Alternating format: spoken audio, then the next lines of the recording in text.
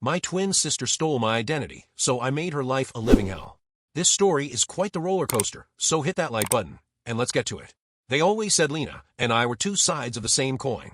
Identical on the outside, but utterly different within. While I thrived on wit, charm, and ambition, Lena seemed content to drift in my shadow, always resentful of my achievements, always seething with quiet jealousy. But nothing could have prepared me for the day she decided to flip the coin and steal everything I had worked so hard to build. It began with darkness. When I came to, the world was cold and cruelly silent. My head throbbed as though it had been battered against a wall, and my wrists burned from the tightly knotted rope cutting into my skin. Panic clawed at my throat as I squinted through the dim light. The basement was damp, the walls lined with moss, and the air heavy with the scent of decay. My heart raced. Where was I? How had I gotten here? Then it hit me. Lena. The faintest laugh echoed from somewhere above me, muffled by the ceiling and floorboards that separated me from the rest of the world. Her laugh. My laugh. Identical in sound, but dripping with malice. I could picture her perfectly, lounging in the living room upstairs, sipping on my favorite mug of coffee, wearing my clothes, and, God help me, pretending to be me. Lena had always envied me, that much was clear. But I never believed her jealousy could reach this point. Over the years, there had been warning signs, comments made in bitterness, subtle attempts to sabotage my relationships, fleeting moments when her mask of love slipped and revealed the venom beneath. I thought I could handle it. I thought being the better twin meant rising above it. But as I sat there in the darkness, cold and helpless, I realized the depth of her hatred and the extent of my own naivety. I tugged at the ropes around my wrists, gritting my teeth as they bit into my skin. My fingers were numb from the effort. She hadn't tied me expertly, and there was a sliver of hope in that. But even if I escaped the bonds, then what? The basement door was bolted, the windows too small to crawl through. My body shook with anger and fear. Above me, life continued as though I didn't exist. Through the faint cracks in the floorboards, I could hear voices, friends, neighbors, even Jake. Jake, the man I loved, was laughing at something Lena had said. He thought it was me. My stomach churned at the thought of them together. How could he not notice? How could he not see that the woman he was with wasn't the real me? Jake, I whispered, my voice breaking. Please, see through her. But I knew he wouldn't, not yet. Lena was devious, and she knew exactly how to play the role of the loving, charming girlfriend. She must have studied me, mimicked my mannerisms, learned my secrets. It made me sick to think how long she had planned this. How far she had gone to destroy me. The realization hit me, like a punch to the gut. The world believed I was missing. The police had likely been called. Posters with my face, our face, were probably plastered around town. And Lena. She'd probably played the role of the distraught sister perfectly, shedding crocodile tears and recounting the fabricated story of how I'd been abducted by a group of strange men. My blood boiled at the thought. She didn't just want my life, she wanted me erased. But I wasn't going to let her win. I forced myself to take slow, steady breaths. Fear and anger wouldn't save me. I needed a plan. Something clever, something Lena wouldn't see coming. She thought she'd won, but she had underestimated me. I wasn't just the smarter twin, I was the stronger one. And I was going to make her pay. For now, though, I had to bide my time. I scanned the room, my eyes adjusting to the shadows. An old, rusted nail jutted from the wooden beam beside me, its jagged edge glinting faintly in the dim light. It wasn't much, but it might be enough. I shuffled closer, the ropes around my wrists scraping against the rough floor as I maneuvered myself into position. Every movement sent sharp pain shooting through my arms, but I gritted my teeth and pressed on. I wasn't going to die in this basement. The sound of footsteps above made me freeze. Lena's voice, sweet and saccharine, drifted down to me. She was talking to Jake, her tone light and flirtatious. My chest tightened as I listened to the lies spill from her lips.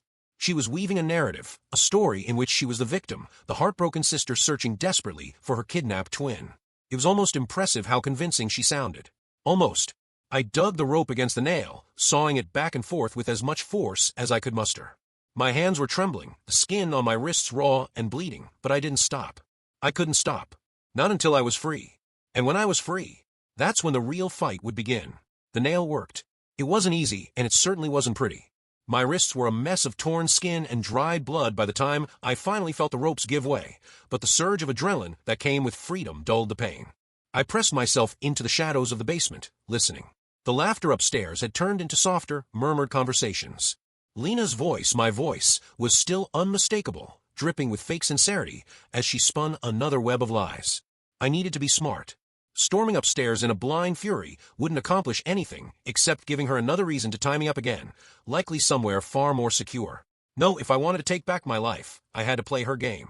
I had to be cunning, manipulative, and ruthless. The first step was getting out of the house unnoticed. I waited, my heart hammering in my chest, until the voices above faded and footsteps signaled Lena and Jake moving to another room. My body ached as I crept up the basement stairs, each creak of the old wood sounding like a cannon blast in the deafening silence. I prayed she wouldn't come back. I prayed she wouldn't catch me. The lock on the basement door was old, the kind that could be jimmied with enough determination. I used the nail, my trembling hands slick with sweat, as I worked on the mechanism. It felt like an eternity, but finally, the lock clicked open. I held my breath, listening for any sign that they had heard me. Nothing. I stepped into the hallway. My heart almost stopped when I caught sight of myself, or rather Lena, in the reflection of a mirror on the wall. She had gone all out. My favorite sweater, my signature hairstyle, even the way she tilted her head to the side when she laughed. It was uncanny. It was disgusting. But there was something else in her reflection, something she didn't see. Me. The real me. And I wasn't going to let her get away with this. I slipped out the back door, the cool night air stinging my cheeks and filling my lungs. It felt like freedom, but it wasn't enough. Not yet. The world thought I was gone, erased. But I was still here, and I was going to make sure everyone knew it. Lena had taken my identity, so I decided I would take hers. Freedom didn't taste as sweet as I had imagined. The moment I stepped outside, the cold reality hit me. I had nothing. No ID, no money, no phone. Everything that proved I existed was upstairs in Lena's possession. I was a ghost, a phantom wandering the edges of my own life. And while every fiber of my being screamed to run far away from this nightmare, I knew I couldn't. Running would mean letting Lena win, and I couldn't stomach the thought of her basking in my life, my achievements, my love. She wanted to erase me? Fine. I'd erase her first. I walked for what felt like miles, the city's lights flickering in the distance. It was late, and the streets were eerily empty. My mind raced with possibilities, each plan more ruthless than the last. How do you destroy someone who has already stolen everything from you? The answer was simple. You take it all back and leave them with nothing. By the time I reached the outskirts of town, I had a plan. It wasn't perfect, but it was a start. I would become Lena. I would take her name, her face, her life, and I would make it a living hell. The irony wasn't lost on me. If she wanted to be me, then I would be her. And I'd make sure she regretted every second of it. The first step was finding a place to regroup. I couldn't show up looking like I had just escaped from a horror movie, so I scoured the quiet streets for any signs of opportunity. Fate, it seemed, wasn't entirely against me. Behind a rundown diner, I found a pile of discarded clothing, someone's idea of charity, perhaps. Among the tattered pieces, I found a hoodie and jeans that weren't too far gone.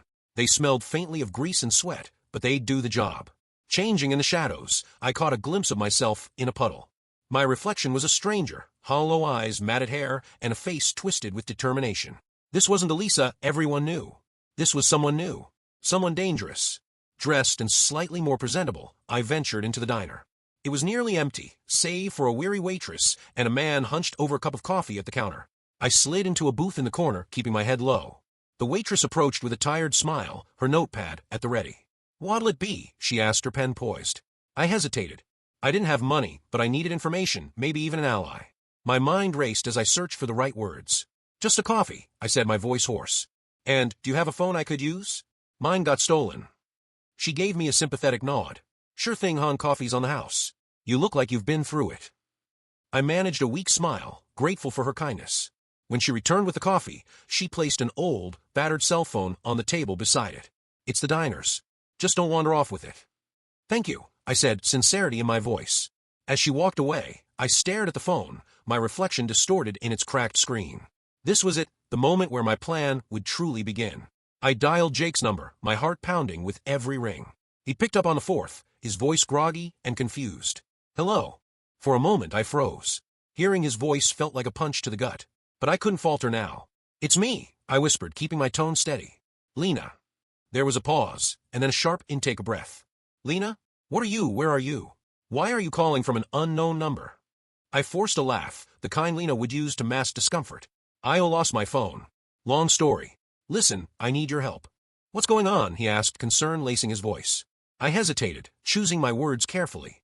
"I can't explain everything right now, but something's wrong. I think Lisa, she's trying to hurt me." There it was, the first seed of doubt planted.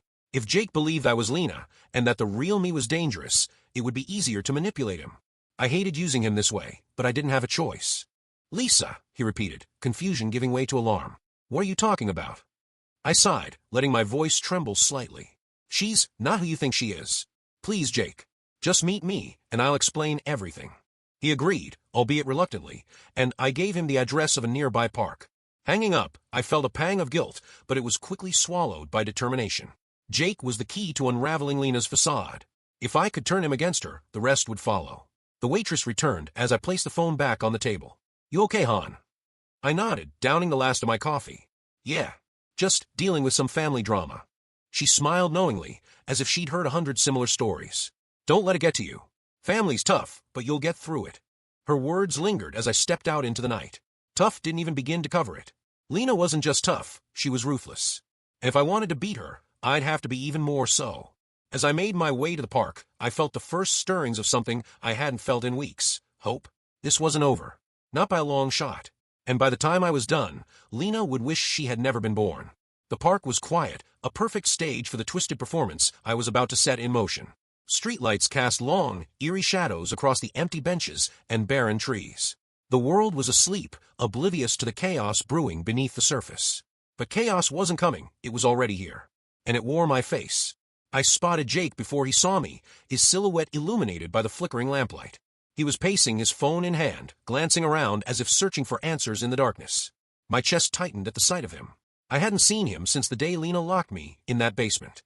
He looked thinner, his face etched with worry. My Jake, always so loyal, so kind. And here I was, about to shatter his world. But this wasn't about love anymore. It was about survival. About justice. I couldn't afford to let emotions cloud my judgment. I took a deep breath, pulled the hood tighter around my face, and stepped out of the shadows. Jake, I called softly, my voice trembling just enough to sell the act. He turned, his eyes widening with relief as he rushed toward me. Lena? Thank God He stopped short, his expression shifting to confusion. What happened to you? You look different. I forced a nervous laugh, brushing a strand of hair from my face. It's been a rough couple of days. Listen, there's something I need to tell you. He frowned, his concern deepening. What's going on? You sounded so scared on the phone. Because I am, I admitted, my voice breaking. Jake, Lisa's, she's dangerous. I don't know how to explain it, but she's not the person you think she is. The words tasted bitter on my tongue, but they needed to be said. Every lie, every twisted version of the truth, was another thread in the web I was weaving. Jake's trust was fragile, and I had to handle it carefully. He stared at me, searching my face for answers. Dangerous? Lena, what are you talking about? Lisa's your sister. She'd never hurt you. She already has, I whispered, tears welling in my eyes. She's been following me, threatening me. She's not the Lisa we knew, Jake. I don't know what's happened to her, but I need your help to stop her. He hesitated, torn between the love he had for me, or rather, for the person he thought I was, and the confusion swirling in his mind. I could see the doubt flicker across his face, and I knew I had him on the edge. Before he could respond, a voice shattered the silence. You're lying. The blood drained from my face as I turned to see her, Lena, stepping out of the shadows. She was wearing my clothes, her hair styled like mine, her expression a perfect mask of indignation and betrayal. For a moment, it felt like I was staring into a twisted mirror. Jake looked between us, his face pale. What the hell is going on? Lena pointed a trembling finger at me, her voice rising with desperation. She's not me. Jake, she's the one who's dangerous. She's been trying to ruin my life, pretending to be me. Don't believe her lies. The audacity of her words made my blood boil. I had spent weeks locked in that basement, enduring her cruelty, and now she had the nerve to paint herself as the victim? Fine. If she wanted a showdown, I'd give her one. I stepped forward, my eyes locked on Jake. She's lying. Think about it, Jake. Have I ever given you a reason not to trust me? You know me better than anyone. She's trying to manipulate you. Lena screamed, her voice cracking with emotion. She wants to destroy us, Jake. Please, you have to believe me. Jake took a step back, his hands running through his hair as he struggled to process the scene unfolding before him. I could see the gears turning in his mind, the doubt and confusion tearing him apart. You have to choose, Jake, I said softly, my voice steady despite the turmoil inside me. One of us is telling the truth. The other is a liar. Who do you believe? The tension was unbearable, the silence stretching between us like a taut wire. Jake's eyes darted between us, his breath quickening as he tried to make sense of the impossible situation. And then something shifted. His gaze landed on Lena, lingering for just a moment too long. I saw it, the flicker of recognition, the glimmer of doubt that gave her away. He had noticed something only someone who truly knew me would catch. "It's you," he said, his voice barely above a whisper. "You're the liar." Lena's face twisted with rage as she lunged toward him, her facade crumbling under the weight of her desperation. But I was faster. I intercepted her, grabbing her arm and twisting it behind her back. She screamed, thrashing against me, but I held firm. "You're done," I hissed in her ear. "You've taken enough from me. It's over." Jake called the police, his hands shaking as he relayed the situation. Lena continued to struggle, her screams echoing through the night, but I didn't let go. Not until the flashing lights appeared in the distance, signaling the end of her twisted reign. As they took her away, her eyes met mine one last time. They weren't filled with fear or regret, only hatred. But I didn't care. She had lost and I had won.